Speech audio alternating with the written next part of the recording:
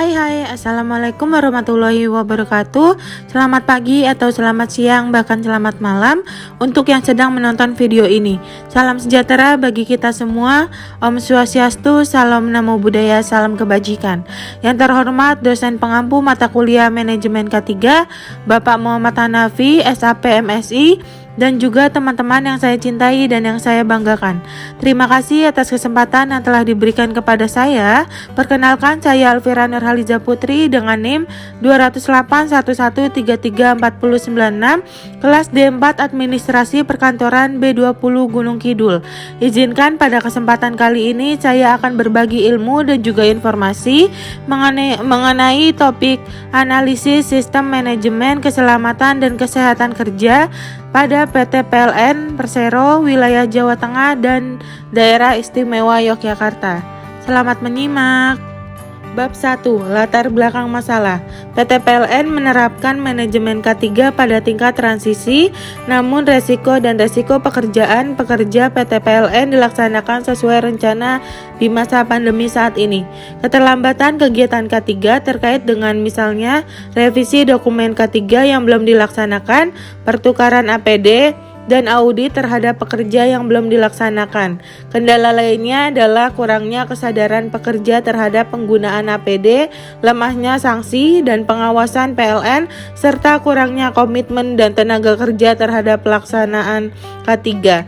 Berdasarkan uraian di atas, maka perlu dilaksanakan analisis sistem manajemen keselamatan dan kesehatan kerja atau yang biasa disingkat SMK3 di PT PLN Persero, Jawa Tengah, dan Daerah Istimewa Yogyakarta dalam mengurangi dan menanggulangi resiko dan bahaya kerja serta mengkaji bagaimana penerapan SMK3 selama masa pandemi. Bab kedua, yang pertama ada program kesehatan dan keselamatan kerja. Pelaksanaan program keselamatan dan kesehatan kerja di PT PLN Persero Jawa Tengah dan Istimewa Yogyakarta terdapat beberapa aspek sebagai berikut. Yang pertama ada keadaan non-fisik lingkungan kerja. Dapat dilihat dari beberapa fenomena bahwa sudah baik dan terlaksana sesuai dengan penyelenggaraan dan pelaksanaan program keselamatan dan kesehatan kerja di PT PLN Persero Jawa Tengah dan Daerah Istimewa Yogyakarta, seperti pengaturan udara, pengaturan penerangan, pemeliharaan kebersihan, pemeliharaan kesehatan, pemeliharaan ketertiban pegawai atau karyawan, dan juga pengalaman lingkungan kerja. Yang kedua ada keadaan lingkungan fisik. Melihat fenomena yang ada bahwa keadaan fisik lingkungan masih kurang baik karena proses bongkar muat, jalur evakuasi dan proses evakuasi pada saat adanya bahaya masih dilakukan penataan kembali. Proses bongkar muat tidak baik karena tidak adanya pengawasan dari petugas. Untuk jalur evakuasi masih dinilai belum layak pakai dan jalur utama digunakan pegawai berlalu lintas. Lalu untuk proses evakuasi sering pegawai masih bingung dalam proses evakuasinya. Yang kedua ada teknologi dan alat-alat kesehatan dan keselamatan kerja. PT PLN Persero memiliki kategori teknologi dan alat pelindung diri dengan fungsi masing-masing kategori sebagai berikut ini. Yang pertama ada alat pelindung kepala atau helm safety. Alat pelindung untuk kepala ini melindungi kepala pekerja agar terhindar dari benturan ataupun kejatuhan barang-barang lain dan juga meminimalkan adanya cedera yang menerpa pekerja. Oleh karena itu, helm safety ini akan sangat dibutuhkan oleh pekerja saat di lapangan. Yang kedua ada alat pelindung pernafasan seperti masker. Alat ini melindungi pernafasan dari debu dan untuk menyaring udara yang dihirup saat bekerja di lapangan terkait kualitas udara yang buruk seperti berdebu, beracun atau sebagainya. Sehingga untuk udara yang dihirup ini masuk ke dalam tubuh adalah udara yang bersih dan juga sehat. Yang ketiga ada alat pelindung mata seperti kacamata yang melindungi area di sekitar mata dari debu dan percikan api air dan bahan kimia yang berbahaya. Oleh karena itu, pekerja di sini wajib memakai alat pelindung mata seperti kacamata safety yang memberikan perlindungan bagi tenaga kerja saat di lapangan. Yang keempat ada alat pelindung tangan atau sarung tangan, yaitu melindungi tangan khususnya bagian jari saat di lapangan atau saat bekerja dari benda atau alat-alat tajam, baik itu yang memiliki racun bahan kimia ataupun panas, sehingga ada beberapa jenis kategori sarung tangan di sini seperti sarung tangan kain, sarung tangan kain tebal, dan juga sarung tangan isolasi. Yang kelima ada alat pelindung badan atau rompi safety, yaitu melindungi pekerja dapat terlihat dalam kondisi gelap sehingga membuat orang lainnya menjadi waspada dengan memberi kenyamanan pada saat bekerja di lapangan dan juga mencegah adanya kontak kecelakaan ataupun bahaya bagi pekerja. Yang keenam ada alat pelindung jatuh atau sabuk full body harness untuk melindungi pekerja saat mereka bekerja di lapangan agar terhindar dari kemungkinan jatuh dari tempat ketinggian. Dan yang terakhir ada alat pelindung kaki seperti sepatu safety, yaitu melindungi kaki bagi pekerja baik itu kaki tumit ataupun betis dan benda panas cair atau kejatuhan benda bahkan ketusuk benda tajam. Oleh karena itu, di sini sepatu safety ini dikategorikan menjadi beberapa, yaitu sepatu isolasi dan juga sepatu tahan pukul. Dan yang ketiga ada tipe-tipe kecelakaan kerja. Tipe-tipe kecelakaan kerja pada PT PLN Persero antara lain, yang pertama ada terbentur, di mana hal ini terjadi pada saat seseorang tidak diduga ditabrak sesuatu yang bergerak atau bahan kimia, misalnya terkena pukulan palu, ditabrak kendaraan atau benda asing. Yang kedua ada membentur. Kecelakaan tipe ini timbul akibat pekerja yang bergerak dengan beberapa objek atau bahan kimia, misalnya terkena sudut atau bagian yang tajam. Yang ketiga ada terperangkap, contohnya kecelakaan yang terjadi pada kaki yang tersangkut besi atau patahan besi.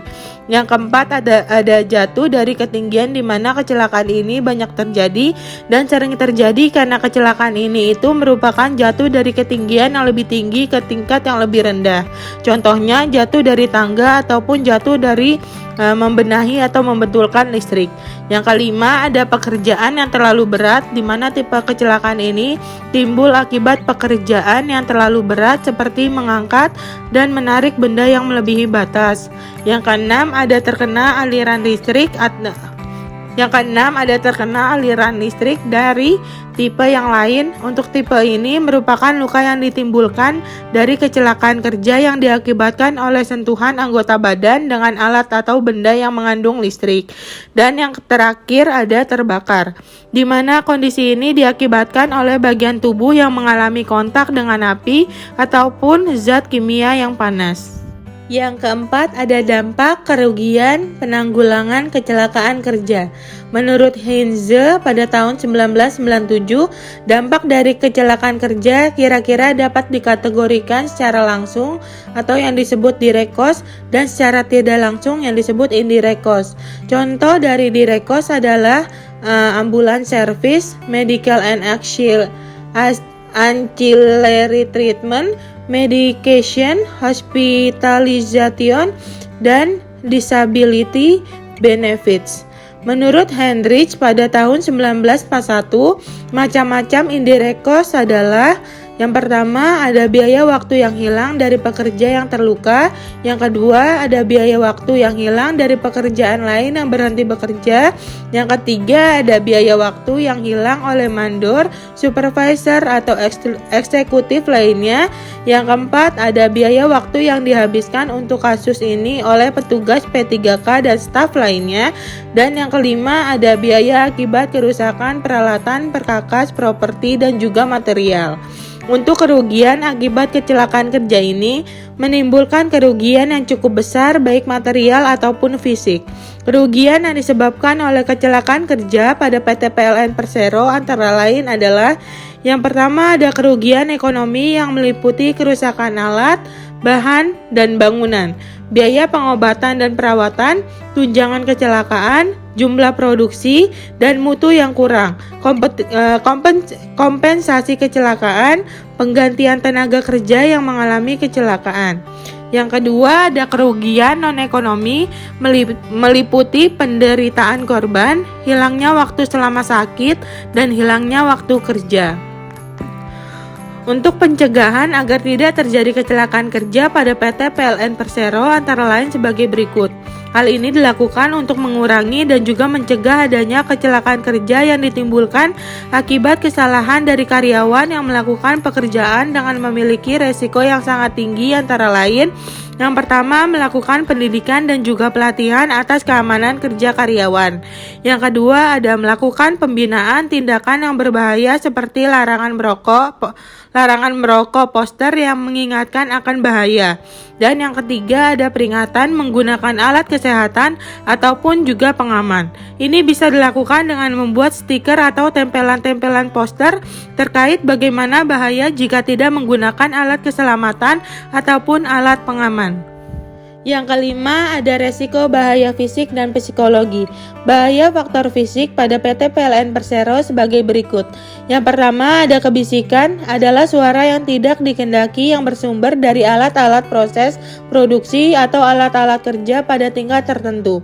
Untuk menguranginya, dapat diidentifikasi dan kontrol sumber kebisingan. Yang kedua, ada penerapan. Penerapan di setiap tempat kerja harus memenuhi syarat untuk melakukan pekerjaan. Untuk penerangan yang buruk seperti gangguan penglihatan, gangguan kenyamanan, pekerjaan terlambat, masalah pada tubuh. Hal ini dapat dikurangi dengan meningkatkan visitabilitas sesuai jenis pekerjaan. Yang ketiga, ada getaran. Berpengaruh negatif pada sebagian atau seluruh tubuh. Untuk mencegah bahaya ini adalah mengontrol sumber getaran. Yang keempat, ada iklim kerja. Ketika pasokan udara bersih tidak terpenuhi dengan baik dan temperatur melewati ambang normal, maka konsentrasi pekerja akan terganggu dan mengakibatkan keterlambatan pekerjaan. Untuk menguranginya dengan cara ventilasi udara. Dan yang kelima, ada radiasi listrik atau sengatan listrik. Cara menguranginya dengan menjaga jarak dari sumber sengatan. Dan yang kedua ini ada berikut, ini ada bahaya faktor psikologi sosial pada PT PLN Persero sebagai berikut. Yang pertama, ada konten kerja. Misalnya seseorang yang ahli dalam bidang mesin kerja bekerja di kantor sebagai pegawai administrasi. Keahlian yang ia miliki menjadi tidak digunakan sehingga masalah tersendiri dalam diri pekerja tersebut. Yang kedua, ada beban dan langkah kerja. Pekerja dipekerjakan secara berlebihan. Tak hanya fisiknya saja yang akan menjadi lemah, namun psikologi juga ikut tertekan karena terus-menerus bekerja. Seorang pekerja seharusnya memiliki waktu untuk beristirahat, tak hanya fisik namun juga pikiran. Yang ketiga, ada jadwal kerja. Pekerja yang diberi waktu kerja malam atau shift malam. Pekerja tersebut pada pagi harinya belum tentu bisa beristirahat, sehingga pada saat malam hari maka ia sudah tidak fit lagi untuk dapat bekerja dengan baik. Yang keempat, ada kontrol. Pekerja tidak dilibatkan dalam semua kebijakan yang dibuat oleh manajemen perusahaan, sehingga ada yang tidak disetujui oleh para pekerja. Yang kelima, ada lingkungan dan peralatan. Jika sebuah perusahaan memiliki ruangan yang terlalu sempit dibandingkan dengan jumlah karyawannya, pekerja akan merasa tidak nyaman bekerja di tempat yang sempit tersebut.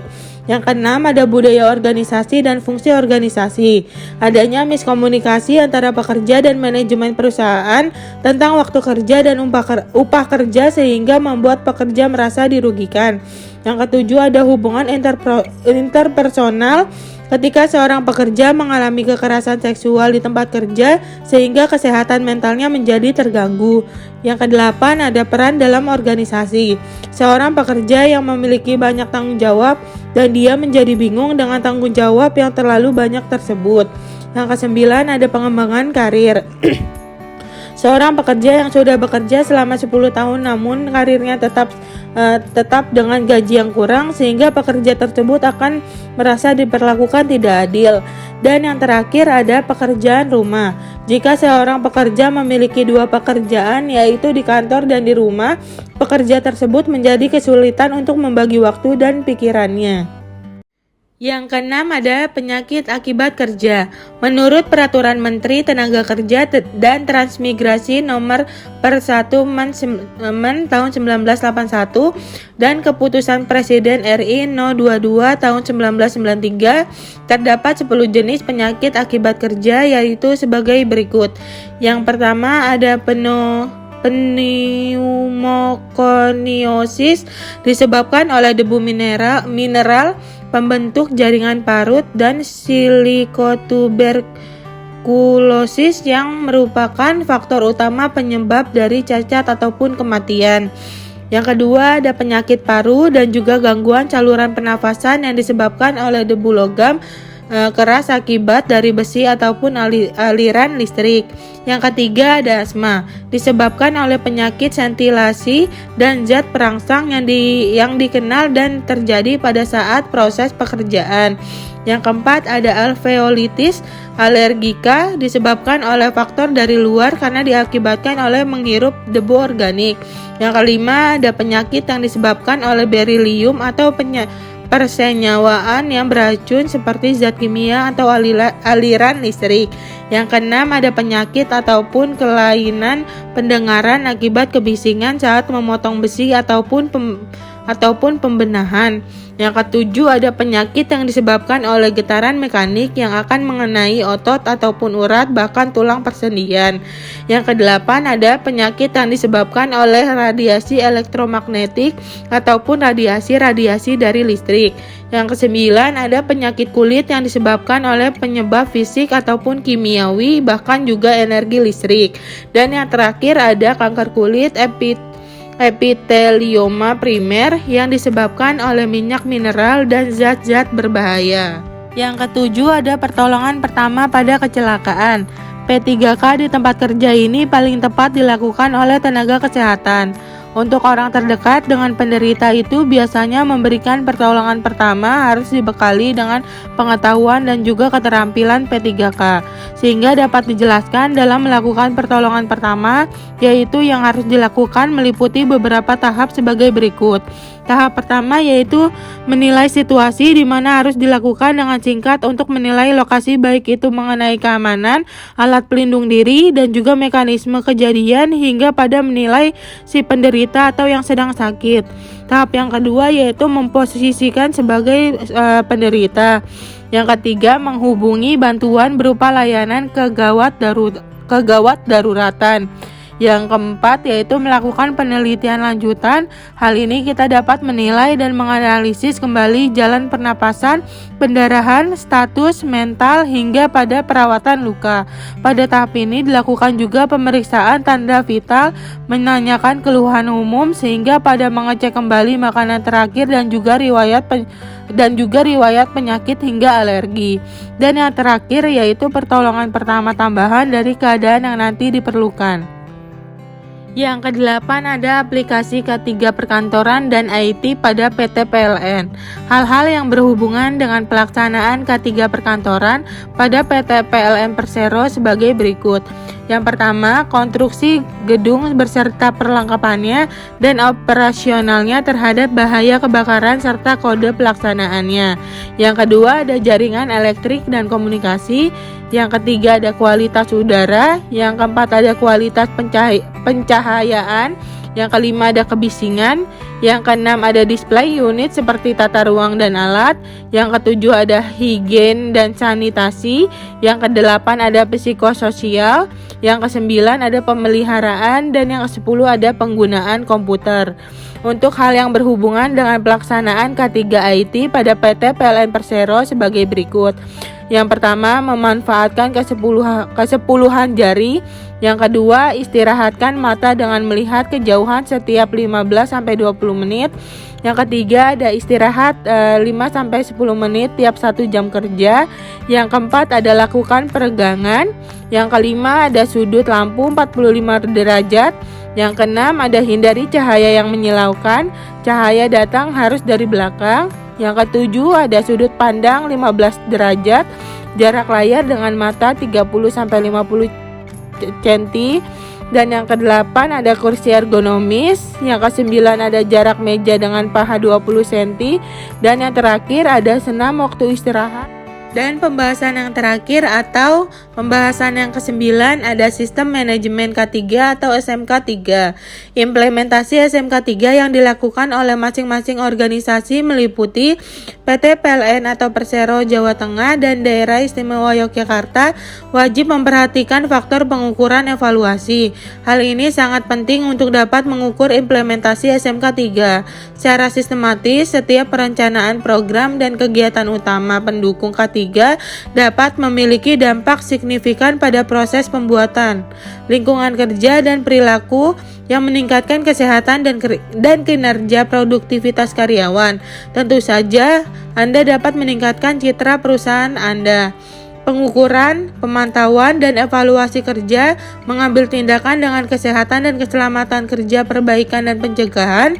Dalam hal ini, pengukuran meliputi audit internal atau tugas kantor dalam hal ini tentang distribusi Jawa Tengah dan penguji eksternal atau itu dilaksanakan oleh pihak swasta. Kapan beberapa banyak yang dapat diperiksa manajemen dengan melakukan audit K3, memenuhi komitmen yang dibuat oleh organisasi, kesepakatan bersama, dan deteksi berbagai kelemahan. Masih ada kemungkinan dalam merumuskan komitmen dan tentang kebijakan atau organisasi kesehatan dan keselamatan kerja atau perencanaan dan implementasi. Evaluasi pelaksanaan SMK 3 belum terasa di sini dijalankan secara efektif. Hal ini terlihat dari ketidakhadiran melakukan laporan bulanan dan inspeksi bulanan dari tim P2K3. Peringkat yang ada lebih umum dan sekali dalam satu periode.